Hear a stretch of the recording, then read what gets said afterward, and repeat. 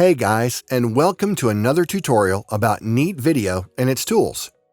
In this tutorial, we'll explain Neat Video Variants feature in detail. It was requested by you, our audience, and we do hope you will find this tutorial informative and helpful. Variants tool will allow you to create several variants of filtration and compare them.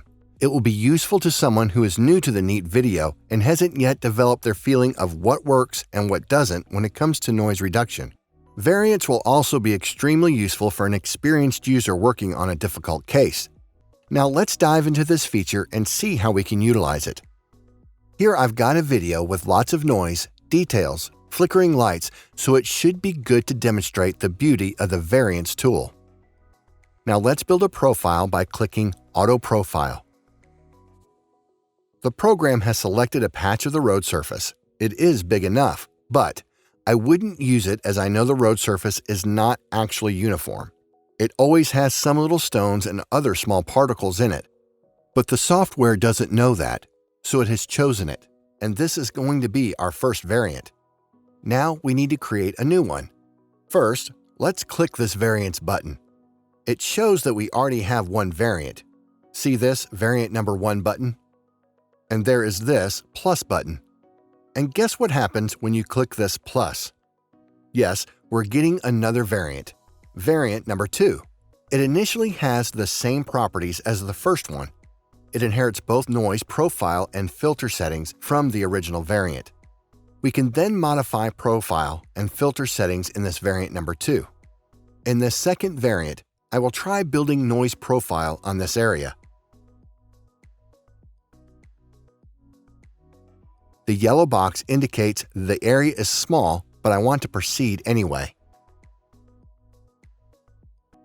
Another warning. OK. I will also do profile check, which you should do every time when building noise profile. There is another tutorial dedicated to that, and you should see a link on the screen and also in the description. Check that out if you've not seen that yet.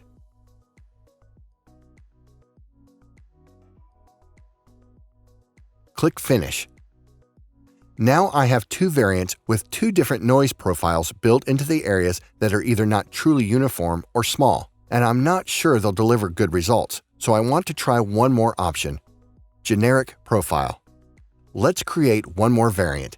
This time, it has copied the noise profile from Variant number 2 as it was active at the time of creating the third variant. Now, let's click Generic Profile. This has instantly brought us into the Check Profile mode. I'll quickly adjust these sliders, making sure all the noise is removed and while retaining as much details as possible. Now, let's have a look at what we have in the Adjust and Preview tab. At the moment, we see the results without adjusting any filter settings. Let's switch between our three variants. You can do that either by clicking directly on these buttons, or you can use numeric keys on your keyboard. I'll zoom into these letters. It should be a nice spot to see the difference. This is 1, this is 2, this is 3.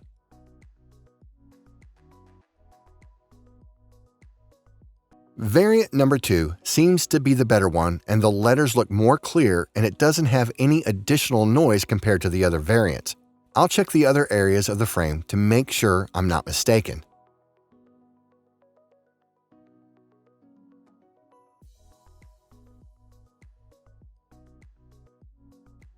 It looks like Variant number 2 indeed provides us with the better results.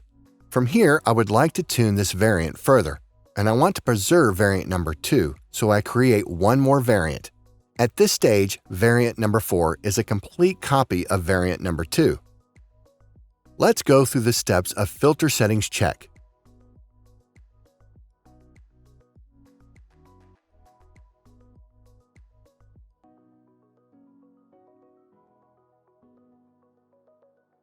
All done. Time to compare the results again.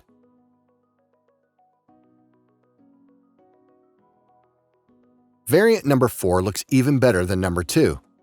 And this game can continue. You can try changing more settings like radius, sharpening, etc., or we can just stop and proceed to apply Neat Video.